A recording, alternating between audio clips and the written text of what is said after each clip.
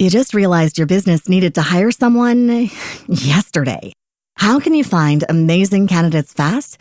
Easy. Just use Indeed. Stop struggling to get your job post seen on other job sites. With Indeed sponsored jobs, your post jumps to the top of the page for your relevant candidates, so you can reach the people you want faster. According to Indeed data, sponsored jobs posted directly on Indeed have 45% more applications than non-sponsored jobs. Don't wait any longer. Speed up your hiring right now with Indeed. And listeners of this show will get a $75 sponsored job credit to get your jobs more visibility at Indeed.com/PODKATZ12. Just go to Indeed.com/PODKATZ12 right now and support our show by saying you heard about Indeed on this podcast. Terms and conditions apply. Hiring? Indeed is all you need. Man, I'm excited to be here. I'm excited too. How are you? Man, I'm doing really good, man. So was happy to meet you back there in the back. I've been a fan of the Gathering Spot and just your work for quite some time now. So incredibly honored to be here and be able to interview you. You know, feelings mutual. I appreciate everybody being here this morning. It's early. I heard y'all were out last night too. But no, excited about this conversation, seriously. All right, so look, let's get into it. So I asked the average person what their definition of the Gathering Spot is. Depending on their familiarity with it, some will say, okay, it's an event space. Others might say, okay, it's a restaurant and bar. Others will say it's a co-working space. As the co-founder, what's the best definition of the Gathering Spot and what it means to community members? I really appreciate this question. Look, when we started this journey, we had no idea. Honestly, even the name, The Gathering Spot, we didn't know what to call it. So my co-founder and I, we were meeting in my apartment, and we would be like, hey, the spot should have this, the spot should have that, the spot. So one day we were like, well, this thing actually needs a name. And I don't know how we got to The Gathering Spot, but it came out in conversation, and we stuck with it. We've always known, though, that every physical part of the space, event space, restaurant, bar, and workspace, those were just going to be the tools to connect people. And that the business was ultimately going to be about the community of folks there. So by category or definition, the Gathering Spot is a membership community. Youngest member's 21, the oldest is 92. So my actual job every day is to connect real people together, and I do it through dining, so that's why we have a restaurant. I do it through events, that's why we have event space. I do it through work, that's why we have workspace. But the business is about people. Like, I don't wake up any morning trying to figure out the tables and chairs piece of this. I'm focused on if I can get people to meet each other. Now I started working on the idea like 10 years ago. I've seen business partners. I've seen investors find their companies. I've seen people strike up friendships. We have TGS marriages, TGS kids. I mean, it's the whole range, right? Hey, we got to give it up for the marriages. But truly, I'm going to a wedding in August of two members. Actually, it's an incredible story. A DC member met an Atlanta member in LA on this trip that we had when we were opening that club, and they're getting married in August. Man, so that's incredible. That's my work, though. I'm trying to figure out how we can create context and proximity to know each other better. I'm not honestly that fascinated by the space parts. Wow, that's incredible. So leaping off of that, most people, and I mean, correct me if I'm wrong, most people on paper would consider a business like WeWork a competitor to TGS. That being said, at the height of WeWork, they had about a $44 billion valuation, something crazy, huge. And now, unfortunately, they've lost about 99% of that valuation, and they filed for bankruptcy late last year, I believe. My curiosity is, so first, when I saw WeWork at their height, and I saw where they were at, I was like, man, this is really crazy that they're this big and they're doing these numbers. I couldn't figure out why. Nevertheless, I was sure that there was a reason.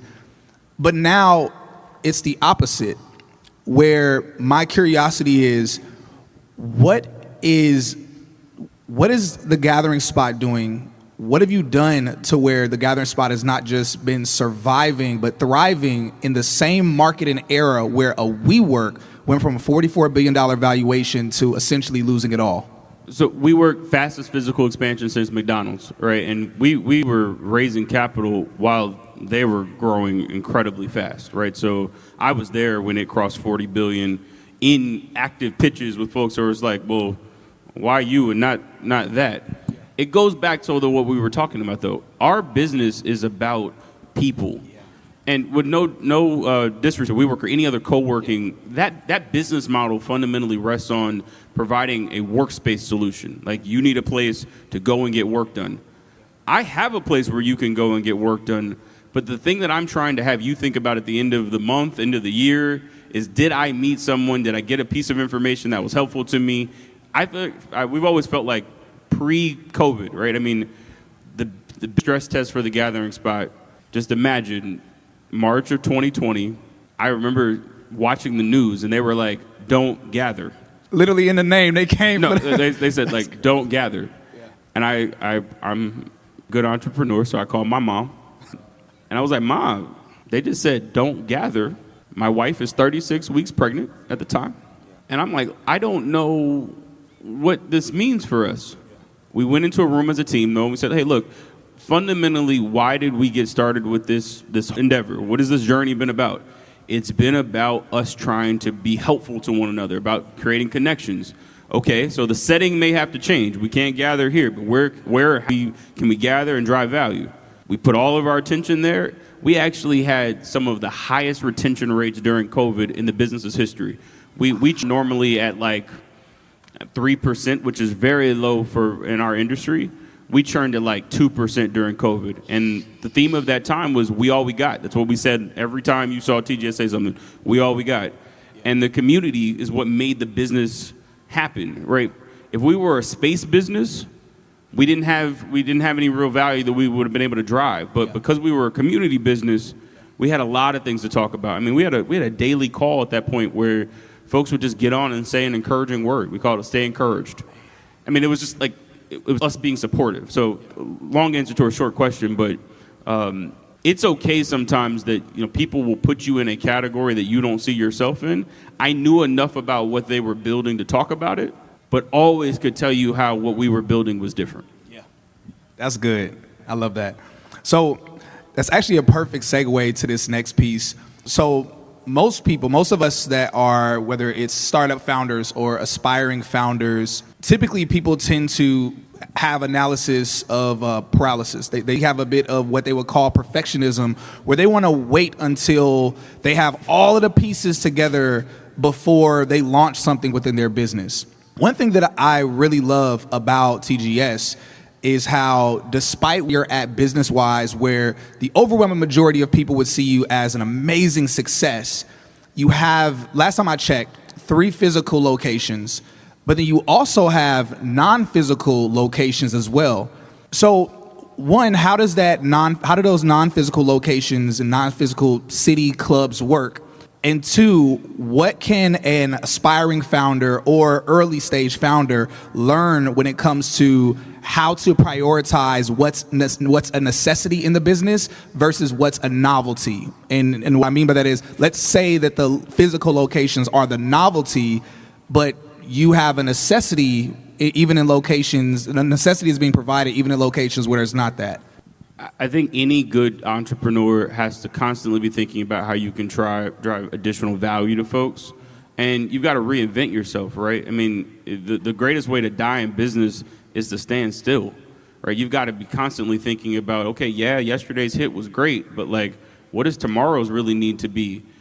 That conversation for us, it was in the middle of the pandemic, was like, okay, well, we've learned a lot. Right, we haven't been able to gather physically, but like we know that we can do some bit of this community building virtually and in other ways. Yeah. Let's try this in other markets, right? So we went from those 3 physical sites, Atlanta, DC, LA, to New York, Chicago, Detroit, Houston, Charlotte, with a very simple thesis. We think we can drive value for folks in these markets. Let's test it and see. Yeah. It grew. To the ideation piece, though, look, ideas are cheap, and there's 2 things that I try to always remind myself. One, the ideas that we have as entrepreneurs, they're not random. And the world, and a lot of times even friends and family, are going to talk to you about your thing like it's just some random concept. If you're waking up every single day and you can't shake the thing that is like really like driving you, then like there's a reason for that. And you should like listen and be a good steward of what I see as my assignment. Like, this is the work that I'm supposed to be doing. Know, though, that there's never going to be a perfect set of conditions. It's always terrible. Like, it just accept it is always a terrible day in some respect to be an entrepreneur, because there's always going to be some like challenge coming your direction, and that's fine. Like, you get to a point where it's like, take a ticket. I mean, at this point as an entrepreneur, I just stared at my business being closed for months. Any challenge that walks up now, I'm like, okay, cool. Take a ticket right there. Go sit down. And like, I'll get to it when I get to it. I don't run after, like, if failure is coming, I'll deal with it when when it's in front of me. But like right now, I'm talking to you, right? And so if failure's outside the door, cool. I'll like, that'll be what it is when I get there. But right now, I've got a shot, right? And as long as I have an opportunity and I'm in the game, that's all I can hope for as an entrepreneur. So there's never going to be perfect conditions, though. You'll never wake up with the perfect amount of money, the perfect team. That's not coming. So just like, go today. And it's not random. Like, the thing that you're working on, I don't care what all of the folks, even, again, your friends and family are saying, it's not random. Like, when you spend time with real entrepreneurs, that's a loaded term, but like, but when you spend time with real entrepreneurs and you ask them, like, why are you doing this? And like, really ask that question. Like, they'll normally give you the surface answer at first, but like, no, like, really, like, there's a lot of ways to go make $1. Like, why are you doing it like this? Yeah. That thing, that special, right? It comes from something a lot of times. And that's the thing that we've got to be trying to inspire in one another to stay in, because it gets nasty. It's nasty right now. Very nasty. Man, that's good. Really appreciate that. And that's actually perfect, because the next thing I want to talk about is 2023. Something that many people saw with TGS was the selling. We initially had sold it, and then shortly after you had purchased it. It was all over social media. Everybody had something to say about it. I thought it was really interesting. Nevertheless, when you talk about challenges and things that you go through within business, I mean, you just spoke briefly about the challenge you faced with 2020 and how literally the gathering spot was not allowed to gather, at least in person, and how you were able to overcome that and other challenges you've overcome. How you affected mentally, emotionally last during, whether it was from things on social media or if it was just from the actual stress of everything that was happening internally within the business. What were you dealing with during that time, and how were you able to overcome that or come out of that? And then also, what lesson did you learn from that could help others?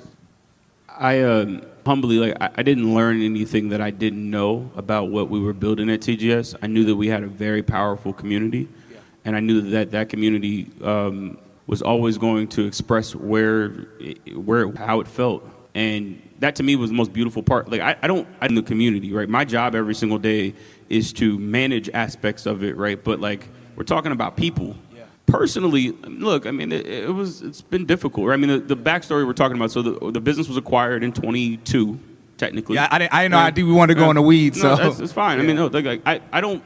We have to have family conversations about this stuff openly.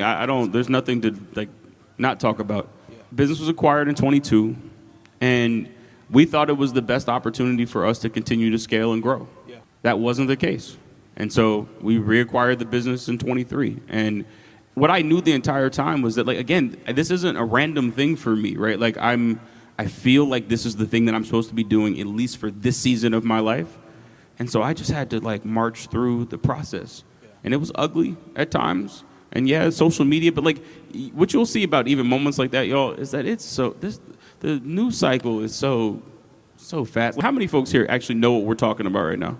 It always feels bigger than what it is. Like folks don't even know what we're like. Yeah, so it was all over social media, but it wasn't, because like we're here with people who are deep in culture, understand what's going on, and they don't know what we're talking about. Right, so I tried to keep that perspective on everything. Like, this too shall pass. Exactly. This is not a random thing that I'm doing. We just have to keep taking a step every single day, and we'll get to the place that we need to be. And here I am. We're back on track. I'm working like I never worked before on making TGS successful. Bro, that's so incredible. That's so incredible here, because oftentimes, I mean, just like you mentioned, whenever something is happening with us, whether personally or in business, it seems like the entire world sometimes is coming at us.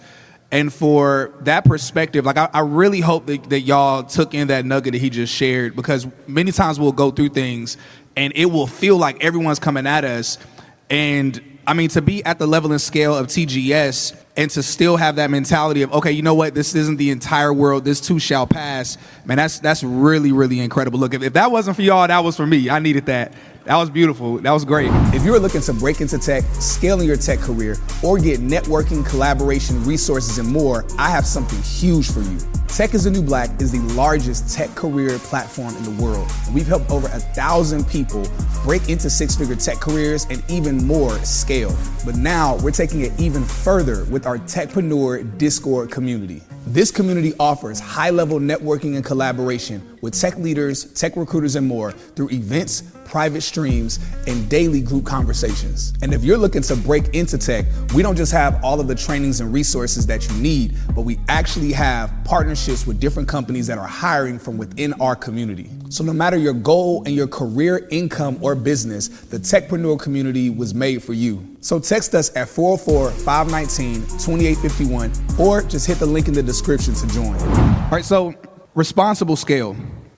So you put out a video that said that TGS would only be accepting 200 new members across the nation each month.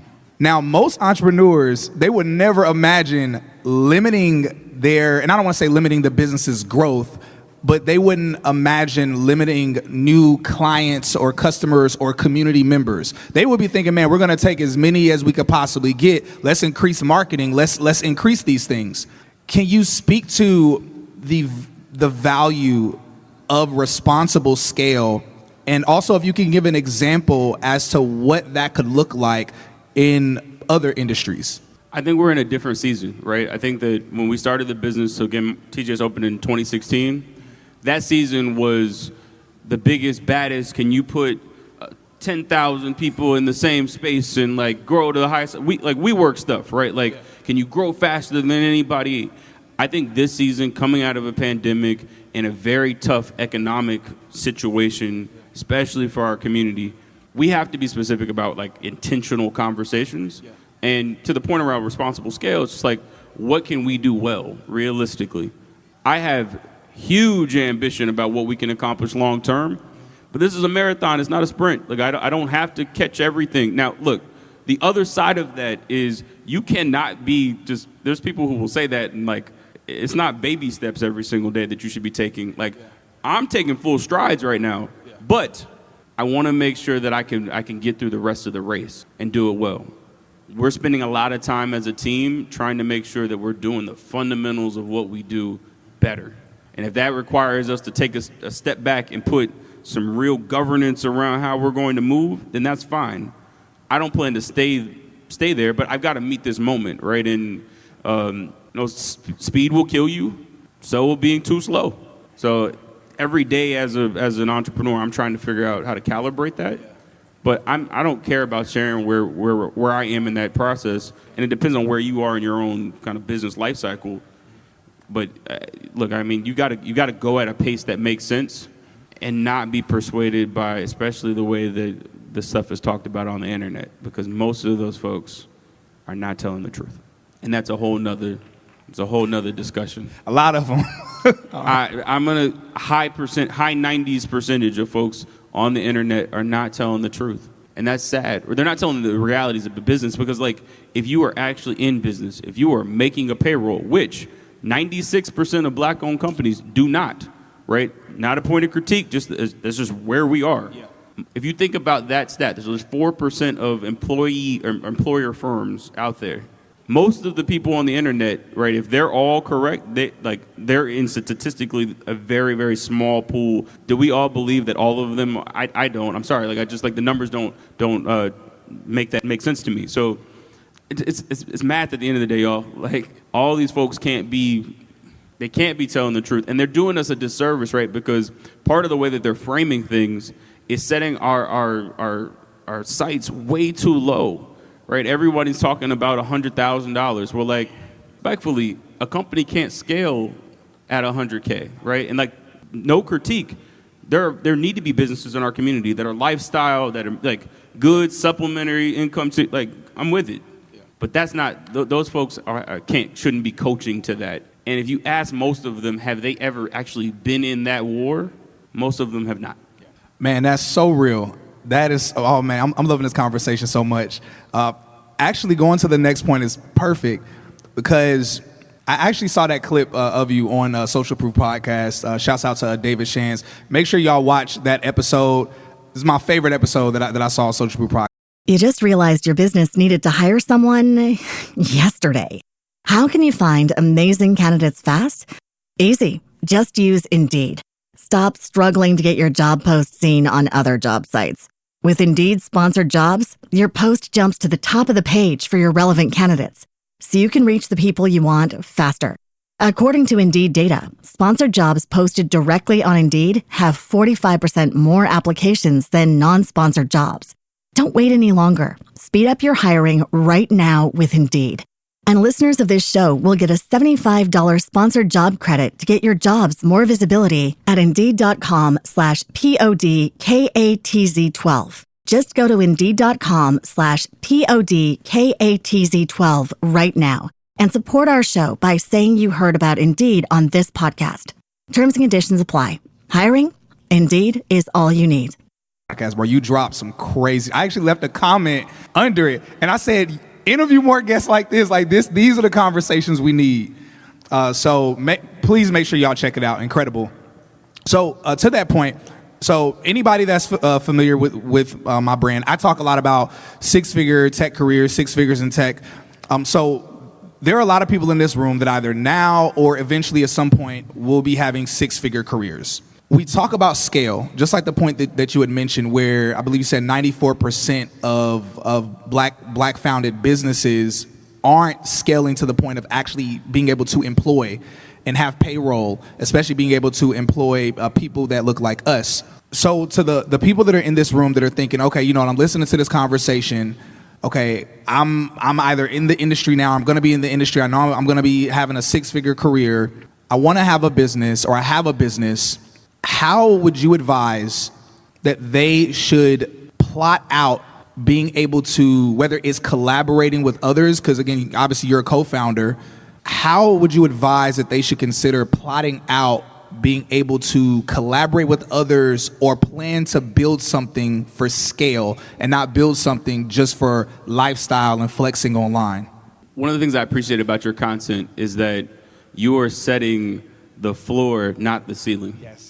Right, and I think that like sometimes that misses people, right? Like you're not talking about the highest potential that folks have. You're actually trying to frame it as like this should be the baseline of where we exist as a community.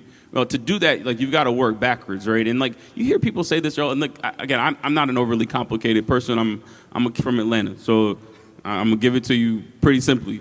You've got to start with like where you want to actually be. Yeah. And then work backwards. I got some great advice when I was starting. I quote back, I was 24, and we got a quote back that was it was $1 million that it was going to take to build TGS. I needed to raise $1 million. I remember going to my dad. I was like, they're tripping. $1 million, like from where? And he said to me, he was like, look, son, small ideas will keep you small. You have to fight for the best possible version of your idea. I'm like, oh, this is outrageous. Like. Went back, son, small ideas will keep you small. You have to fight for the best possible version of your. So like, I kept fighting for the end goal that I knew that we needed to create. The first gathering spot was 25,000 square feet. Like, and folks would say, hey, you know, start small, take 2,500 square feet. Like, you shouldn't be in the convention center. Go take the little classroom. And it's like, nah, like we're building a big platform. Like, we've got to go to where we are going to be now. We're gonna, and if we got to grow, like we got to do that. So. What is my actual ceiling, not my floor, and then just like march that thing back to where you are, and then go the other direction, like then walk it back the other way. Yeah. This stuff is not unattainable. It really isn't. I got in trouble a week ago. I put something on the internet that I don't know. They're mad at me now, but you will find that the vast majority of people, when you get up close and personal, like they're not that impressive. Like you're as capable as what they are, and once you embrace that, truly, getting a 6-figure job, like if you knew all the people that were making 6 figures every year, you would be like, it would make you sick. Every month sometimes. Yeah, like if you knew some of those people personally, like their talent, you would be very surprised that like a lot of them they're not bad people, but they're not thing that is so far beyond what you're capable of. So again, that's the floor, it's not the ceiling. And if you walk with that attitude every single day, you'll be at six figures, and then there'll be a new floor, right? And the new floor will be like, oh, I can't. When you talk to people who are really wealthy, it's fascinating, like the numbers they'll throw at you casually and be like, I mean, I just couldn't imagine not making $1 million a year. And you're like, but that's, their floor is there. Like they actually can't imagine a life where their lifestyle would be at less than $1 million a year, right? So like, shift your floor. Man, are y'all enjoying this? Man, bro. Also, man, big shouts out to your father. Big shouts out to Pops. Absolutely. Like, fathers giving wisdom to sons. That's beautiful. He could have told me to go the other way. No, it's and most people do. Like, and again, it's the people close to you. That's the thing that's so hard about this game, is that, like, you're not often talking to the public. You're talking to your friend. And you'll give them your idea, and they'll be like, yeah, that's cool. And I know how that energy is just so deflating, where you're like, this is the thing that's driving you. Like, you're super passionate about it. You just told somebody about it, and they're like, yeah, bet. Go for it. So, like, you got to guard your heart. But when someone does the opposite, which I hope, like, truly, one of my main goals in life, I have met people where I don't understand their business at all. If I'm being honest, I'm not a technical person. Simple kid from Atlanta. You start talking, like, super tech stuff, I'm like, bet. But the thing that is so super important to me that I try to stay grounded in is that I never want to be a negative part of your story. Like, ever, I never want, like, you to be able, when you're at the highest heights, or even when you down, I never want, though, for you to be like, I met Ryan, I told him about my business idea, and he said, okay, bet, and made me feel terrible. And so even when I don't understand it, even frankly when I think it's stupid, I'll be like, look, you're working on this every single day, and I trust that, like, if you're working at it like that, how can I be helpful? And at least, at minimum, I'm just going to be a person in your story that said, go get it. Yeah. I believe in you. If we all worked with that attitude, there would be so many more companies that were going out trying stuff. But instead, people were feeling, they get the opposite all the time. They get the, like, bet. So don't show up in people's life like that. Like, pour into them. A lot of times for an entrepreneur that's going through it, you just looking them in the face and saying, I'm really excited to watch this happen. I believe that you can do it. That's the thing that'll get them through the day. And again, as simple as it sounds, I think that's the thing that's going to get a lot of companies to a different place, right? If we just knew, we're pouring confidence into one another instead of all the, like, stupid little comments that we put on the internet putting doubt on what people are doing. Like, you don't know. Like, trust me, you do not know. I work crazy hours. So when you put your little comment, have you ever thought about this? Yes. Yes, I have. I don't think about nothing else. You've been thinking about this for the last, like, 45 seconds. I think about this thing all day long. Like so respectfully, yes. And that, like, and so no hate in my heart, but, like, don't show up in my life like that right now. I don't need you to be that. Like, be helpful. That's what I actually need. I need help. I don't need you to be, like, you know, as an expert in just help. I don't know what your question was anymore. Sorry, I would not think. But, like, people getting wild, especially on the internet. Oh, yeah. Especially on the internet. Stop writing those comments, too. If you're one of those people that writes those weird comments, stop it. Like, shame on you. Like, have you ever thought about using my 15 years experience? Like, bro, you're 30. You're 15 years of experience doing what? So if we're counting the years of you being an intern and a junior person at the front, like, I got to count all those years? No. Like, just say that you have an idea about something and that you would like to lend that idea to be helpful. And I'll be like, thanks. And instead of, again, you showing up as a negative influence in this journey, you will show up as a positive, which, again, is the only thing that I want you to be able to say. I met him. He was cool. He said, go get it. And he believed in the journey. I know the names of every single person that shows up on the other side of that. We're on camera right now, I'm sure. I know the names of every single person that said no, and especially if it was an ugly no. Wow. And because I'm sorry, like there were some people who were trying to take our heart out of it, and I don't understand that. Man, Bro, I just got hot. I don't know. I'm sorry. look, I want this conversation to last so much longer, but we are at time. Ryan, y'all please give it up for Ryan, the founder of The Gathering Spot. Great. All right, so look, we got some more time. I'm excited. So we got time for questions. Well, number one, thank you for the awesome presentation. So about that 90% who are inflating, like, their success or numbers online, usually if you call them out, it's like you're going to be branded a hater by a lot of people. So my question is, how can we better communicate so that folks aren't, played, like played out of their money or even like their, lifelong savings, as we've seen recently? I think there's two different types of folks in this space, right? So there are folks that are just flat out scamming. And those folks, I'm sorry, they can't be protected in that way because they're hurting people. And they're hurting people that can't afford to be hurt, right? And that's just unacceptable. If you're taking money from folks that can't afford to lose that money and you know that you can't deliver what you're charging them, we can't allow for that to happen. And that just has to be a conversation that's plain. I'm not going to add any extra sauce to it, but like it just needs to be said like that. Now, there are other people, right, that are just trying to figure out, they're being entrepreneurial. They're just trying to figure out a way to be in the game.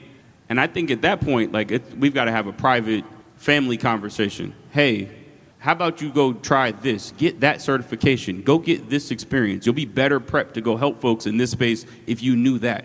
I don't want to shame you or bash you or tweet at you or like that's not helpful, right? But and I know deep down a lot of those folks do want to be helpful. But there's such a thing as expertise. There's such a thing as spending time learning a true discipline. And we want that to be you. And unfortunately, you're not showing up in that way, right? So in love, I'm telling you that as nicely as I can. That's the second group. That first group though, no mercy. There should be no mercy displayed at all because they are they're harming us deeply. And they're making what should be floors feel like ceilings. And making people feel terrible that they haven't accomplished things that they haven't even accomplished. I mean, again, I got in trouble a couple weeks ago, but I asked one of them not too long ago. I was like, hey, look, don't show me those charts that go up and to the right where you're pointing and circling stuff on the screen. Show me your tax return. Show me the thing that you show the government. Because it should tie out. And it was like, excuse me? No, if this is all about transparency and us just being open about how our businesses are doing, don't show me that chart. And y'all know the chart I'm talking about. Everybody does that thing. I don't know. Everybody figure it out. You just start pointing at stuff and be like, I started my business here, and then I went 200%, and then here, and then it's that's not real life. Those of us that are in the game know that it doesn't actually happen like that. It's a slow, ugly grind most of the time. So we should be talking to each other about the realities of that, and not and then you're gonna charge me for that? No, that's not acceptable. There can't be any mercy for that. That's fire. That was a great answer. Great question. Thank you. Thank you. Thanks for dropping in gems today. I'm actually a subscriber of the podcast, and I've been to the Gathering Spot in D.C., and it's a phenomenal space. So my question is, and this is kind of personal, but I feel like a lot of other people need to hear this. As we're scaling, right, we're still the first generations to do things. We're still breaking new grounds, right? And there's not a lot of mentors that are close to us and things. So I want to, and it can be both of you to answer this. I just want to hear who has been a part of your personal board of directors, right? Whether it's just been the advocates, whether that's been your biggest critiquers, and how did you form it?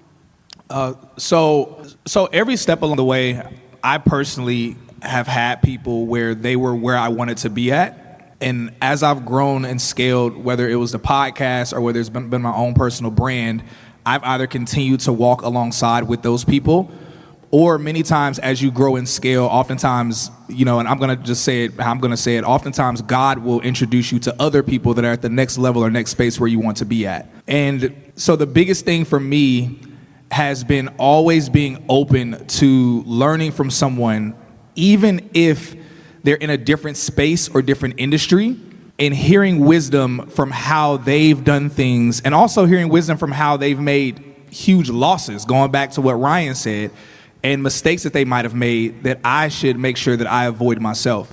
So that's been the biggest thing for me, is really doing life with people. I mean, that's why one of the huge things I love about the Gathering Spot and their entire purpose is community, is people. And I think we have a lot of cowboys, and I try my best to not do this, where we're cowboys, where we're basically trying to do everything ourselves, versus we need community and we need to do life with people and have that transparency with one another. I have friends that I've been very open with recently, where this time last year, Tech is a New Black, we were doing about $150,000 a month. Now we're barely scraping $50,000 a month. And I'm like, and our payroll has gotten crazy. And it's having friends and people where we can be transparent and be vulnerable and talk about, okay, I made this mistake, this mistake, this mistake. And through those relationships, they can tell you, okay, I made those mistakes as well. This is how you fix things and how you make adjustments. So that's where I'm at. I don't have a ton to add. Yeah, it's people that are very close to me that I lean on. But the energy, the insights are never from all of the folks that are doing it. I take certain things from them, but the new stuff, that's always coming from people that are on the rise. So I'm spending more time trying to figure out who that group is than I am chasing people who have been on LinkedIn and got all the those segments and all the comments. Those folks are not as helpful to me as where the new people are. Good morning. When I saw, as someone who's building a sustainable business, when I saw the title for this panel, I was really, really excited to hear, and it did not disappoint, so thank you so much. I really respect Ryan when you said things aren't random. And as a designer who runs her own creative studio, when I started out, I would take almost any job because I craved experiences and, need the cash too. So even though the project didn't align with what I actually want to do, I would do it anyway. Would you be able to share with us a time when you were in an experience that may have seemed random, but in hindsight, you learned something valuable? I promise I'll answer your question. Tell us the name of your business, where you're based. A Write & Co., based here in Philadelphia. The reason why I asked that, y'all, is that we've got to be intentional about we got to do business with each other, right? So we got to know who's who, right? So if anybody's looking for design work, yes, follow me. Thank you. Do your thing. To your question, I don't know the best way to answer your question, because you're constantly this is one of those things that you're you've got to toggle between. Taking everything can be you've got to be disciplined. I remember when we first started TGS, we really needed. it was trying to make payroll in a serious way. I would call TK on Mondays, and my business partner, and how much money do we need to make it to Friday, right? We lived like that for a long time, years. We weren't paying ourselves anything. And I remember this one time where we had an event come in, and it started out, we host a lot of events at TGS, thousands a year. But this event come in, and it sounded like it was going to be one thing, but as we got closer to the event, they were yeah, and so the bottles will come out from over here, and then the streamers, and I was oh, this is nightclub. And no disrespect to nightclubs, that's just not our business. That's not my ministry. I don't know how to do what you're talking about well. And the cash, I needed the cash. But I called her and I said, hey, look, if we get branded as a nightclub early on in this thing, I don't think I'll be able to have this conversation for long. So unfortunately, I can't do this event. She's mad at me to this day. If I see her in Atlanta, to this day, she does not like the kid. But I had to, right? It just wasn't the right opportunity for us. Now, on the other end, I've taken deals that a little tight, right? So you've really got to constantly be calibrating this, but then there's no real right answer. Just constantly be assessing, does this put me in a good position to exist this time next year and 10 years from now? And if the answer is a hard no, then cut those as fast as you can. But everything else in the early days, you got to hustle. There's entrepreneurs on the other side of this that are too pure with their models and don't want to do, and that can kill you as well. My question is, who did you need to, and how do you find discernment to let go of people, thoughts, your background, parts of your background and how you grew up that no longer serve you, to evolve and create that ceiling that you all are talking about? I really appreciate the question. And look, I'm not an expert on what I'm about to talk about, because when you're in the war with somebody and you remember being in a season with them, it's hard to imagine going into another one. You just that loyalty is important, at least to me. At the same time, what I have been decent at is that I'll look around and does our team have the skill set to go accomplish that goal? And I just have to have a tough conversation in love, right? And I think a lot of times the main thing that can be difficult is the timing of it all. right? So it's one thing to walk into a room and say, hey, look, you ain't got it, and like today's your last day. It's another thing to say, hey, look, this is where we're going in a year, and I don't see in a year this being an opportunity for us together in this current setting. So either some skill sets are going to have to evolve, or we are on the clock now for a year from now to make some changes. So I'm giving you some time to adjust to where I'm saying we have to go. Now, that's not all the time going to be the reality of what you can do, right? But when you don't have the time, you just have to explain to folks, again, in love, honesty, I really need these skill sets around the table, and unfortunately, you ain't got it. You just realized your business needed to hire someone yesterday. How can you find amazing candidates fast? Easy. Just use Indeed. Stop struggling to get your job post seen on other job sites. With Indeed sponsored jobs, your post jumps to the top of the page for your relevant candidates, so you can reach the people you want faster. According to Indeed data, sponsored jobs posted directly on Indeed have 45% more applications than non-sponsored jobs. Don't wait any longer. Speed up your hiring right now with Indeed. And listeners of this show will get a $75 sponsored job credit to get your jobs more visibility at Indeed.com/PODKATZ12. Just go to Indeed.com/PODKATZ12 right now and support our show by saying you heard about Indeed on this podcast. Terms and conditions apply. Hiring? Indeed is all you need.